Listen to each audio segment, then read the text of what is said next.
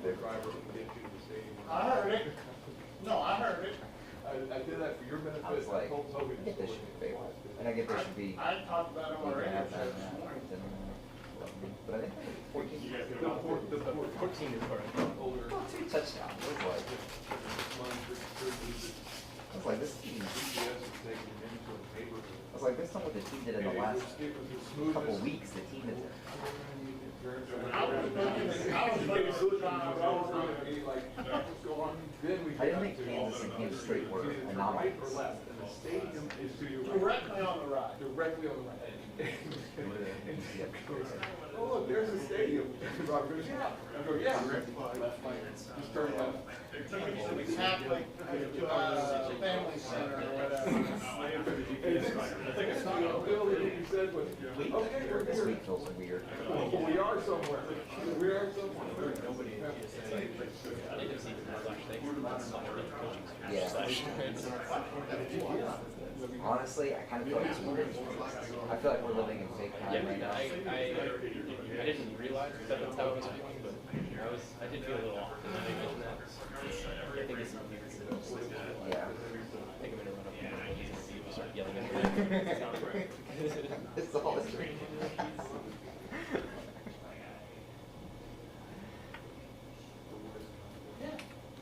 Have you heard from him? Well, he was telling me that he was shooting me up today.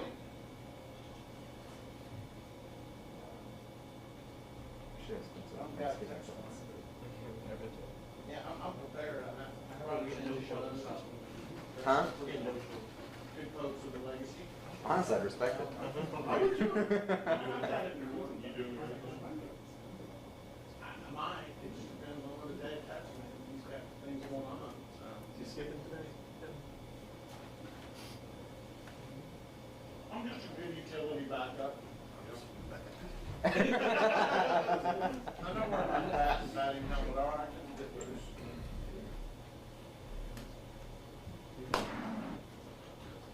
You don't.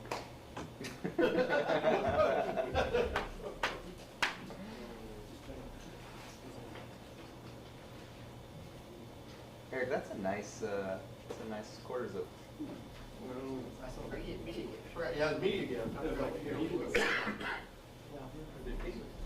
15 or we got one line.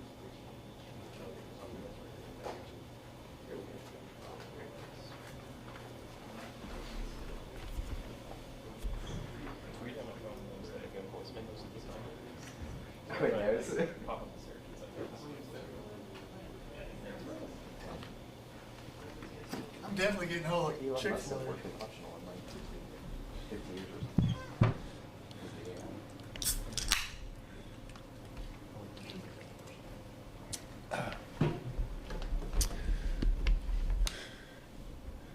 Okay, I think I'm just going to lead off with just questions. Let's go. Well, what are you looking forward to with the seniors in this final week of their season? You know, it's the thing you say. It's like all the guys who aren't seniors, at one point you're going to be a senior, and you're going to rely on everyone else to give it your all to try to go out the right way. So my message has been just, you know, it's going to be a collective effort. You know, play like there's no tomorrow, and do it for these guys and send them out with a memory. You know, they'll last forever. So. Do you remember your senior day? Yeah, I think Thurman rushed for 300, and once again, I didn't block anybody. So that's why he was such a good player. I think he did rush for like 300. Iowa State, yeah, I remember. 283 maybe. Yeah, that's probably my fault. It's probably my fault. Yeah. How valuable have the seniors been? I know we've heard of guys doing some players only conversations or meetings, and that seemed like that was mostly senior led. Very much so, and you know, a lot of those guys, I mean, they don't have any motives other than they just want to play football, win a game, you know, and because they're at the end of the road in terms of playing football here, and hopefully a couple of them get a shot at the next level, but it's always good to have those guys that had all those experiences, and if the younger guys will just pay attention and listen to what they have to say, you can learn a lot and probably bypassed some things that you may have run head on into had not listened to the guys that have already been down the road they're traveling. So it's good to listen to those guys.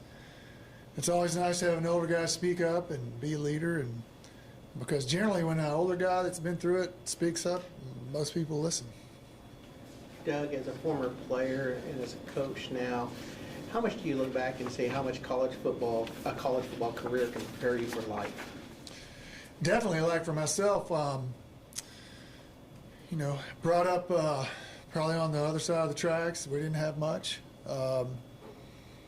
And for me, hadn't been around a whole lot of people that were goal-oriented and punctual and da-da-da. And I think coming to college for me, just going to class and being on time, and how much detail that took to be able to survive academically, and how much work you had to put into the off-season and just the season, definitely prepared me for life in general, after going through some of the stuff, like my strength coach was John Stuckey, right, who looked like a Russian mobster almost to some degree. But, they pushed us awful hard, and for sure, having not gone through that, I don't know where I would have ended up, honestly, because I think college pretty much saved me in terms of the next 40 years after college. Senior days are a little different. Thanks to Sean's list, I was able to count. There are 12 guys who've been here 2 years or more, so they've been here. But with the portal now, you get some seniors, and you have 8 of them. This was their one and only. Well, How does that there's 12 guys total that's been here more than 2 years. And then there's 8 other seniors who were here just this year.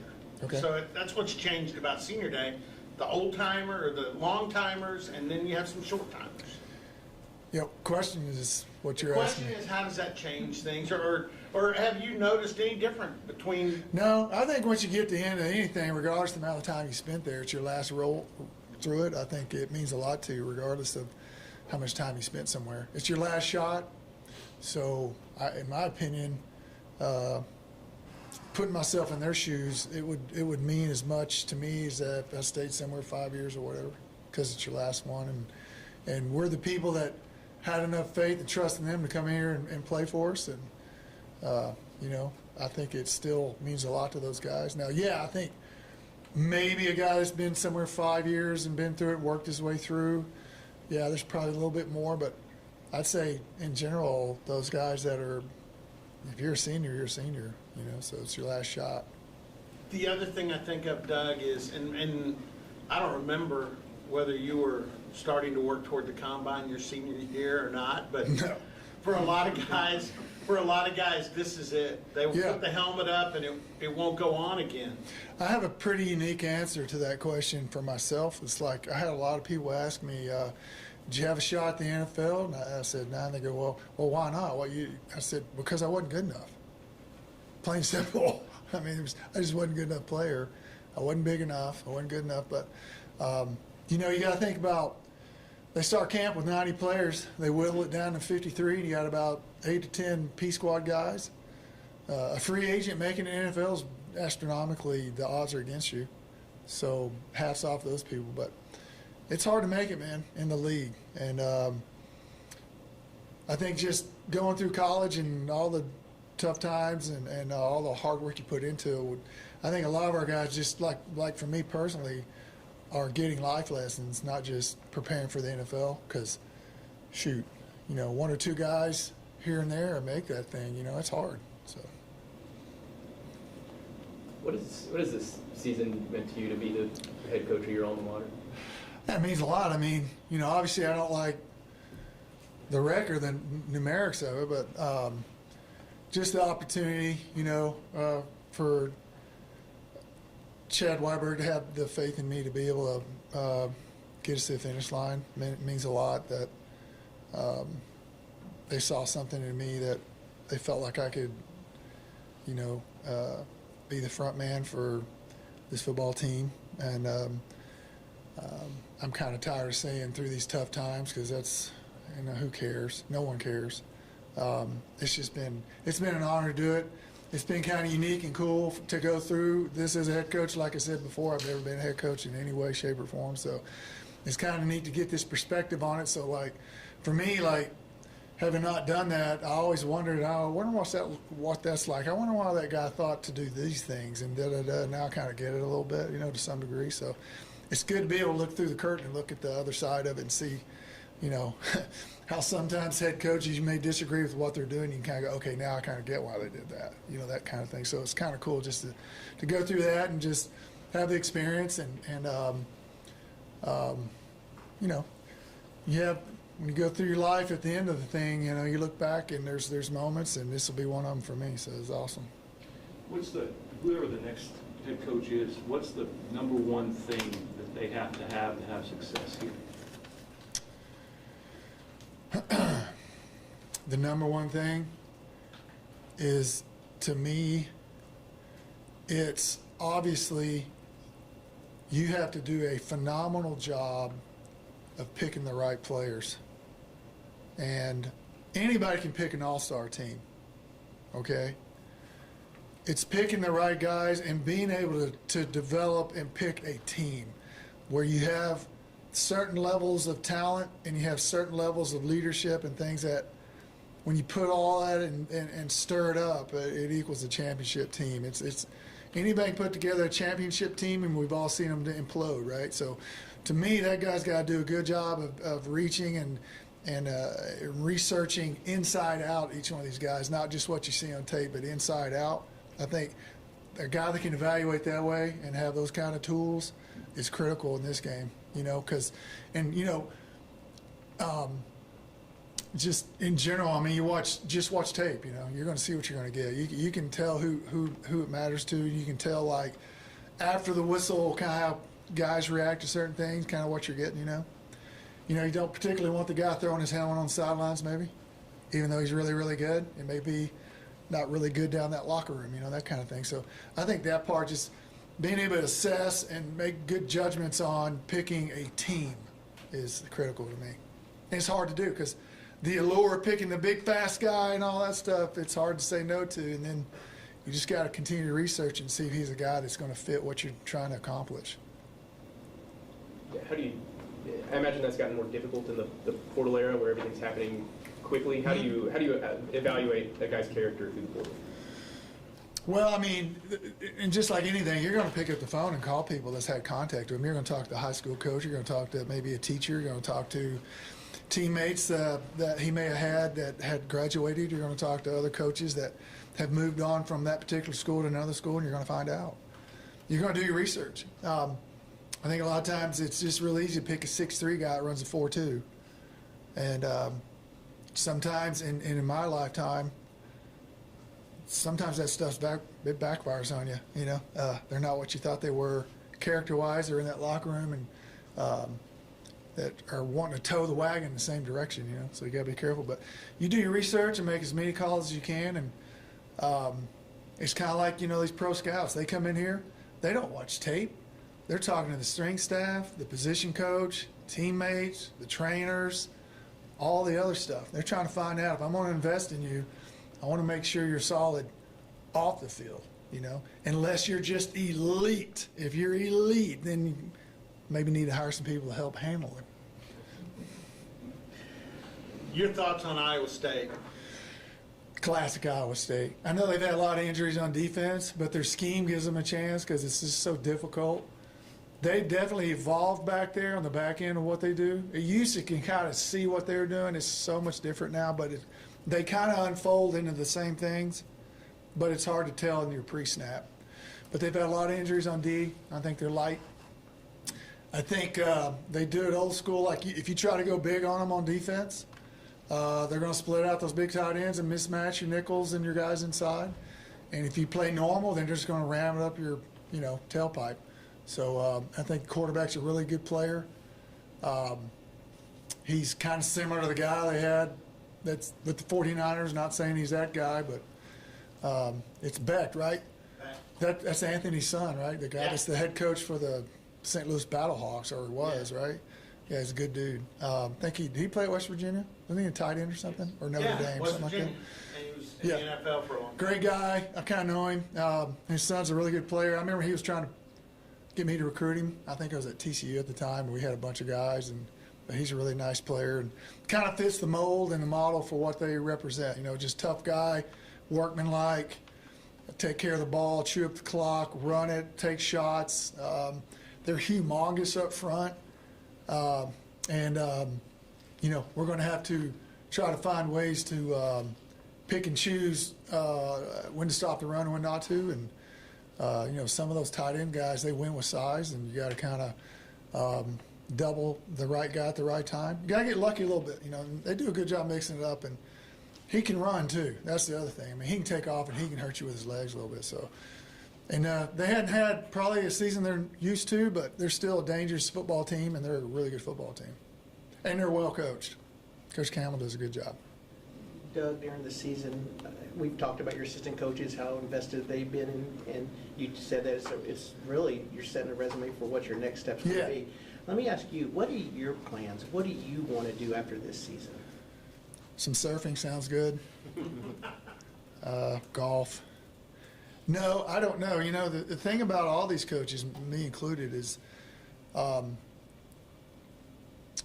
when it appears that you're going to have to move on, which none of us really know that for sure, you know, because I've been fired 3 other times or let go 3 other times. I got kept twice.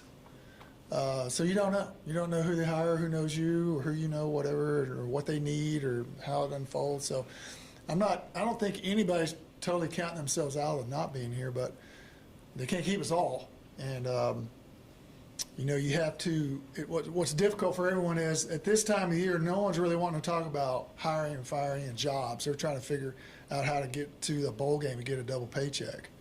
You know what I'm saying? So as in a hurry as you are to try to expedite and get something, they're not. So it's just kind of a tough, tricky time for coaches. You kind of got to wait till the season's over and the championship games, and sometimes you get lucky because a guy actually knows you and reaches out to you prior to. But like for you sitting down making phone calls right now, you're wasting your time. But you're a little bit, you know, it's a little bit nerve-wracking to not have anything, and then you just have to kind of wait, you know. So, but my advice to these guys was just do the best job you could possibly do, the job you have right now, and it'll pay off in the end. Be glad of what you got now. You know, a lot of coaches, they do this. They get so looking ahead and trying to, you know, find the next job. Just do the best you can do at the job you got, and it'll usually take care of itself. You know, so I don't know if I answered your question, but that's kind of looking through the lens of a coach that's in limbo, maybe a little bit. So that's the way it goes. You mentioned you've gone through that process before, that limbo.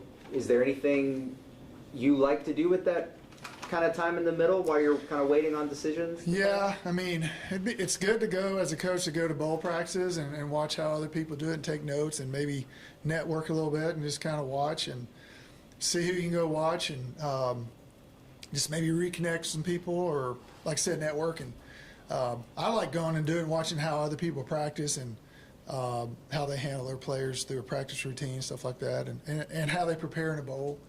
I mean, it's always fun to do that. I was out of work one entire season, and I spent a month at Wazoo with Mike Leach, which is basically just a comedy show. I didn't really learn anything. And then I spent a month at USC. I spent a month at Arizona. And then Luttrell at North Texas. I went back and forth because I was in Fort Worth.